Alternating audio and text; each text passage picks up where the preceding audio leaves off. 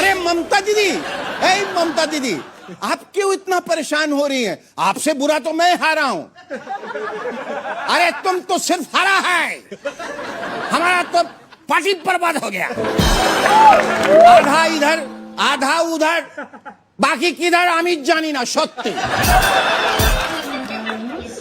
पीछे से जब उद्धव ठाकरे जी खड़े हुए तो उनको देखते ही ममता जी अपना गम भूल गई। बोली, আপনার दुख देखे আমি নিজের दुख भूले गेलाम सत्य।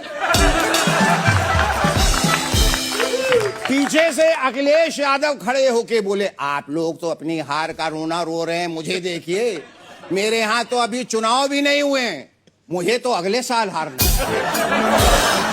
पीछे से खड़गे साहब खड़े हुए और खड़कते हुए बोले, तुम टेंशन बिल्कुल मत लो, हम सब लोग मिलकर मजबूती से तुमको हरवाएंगे।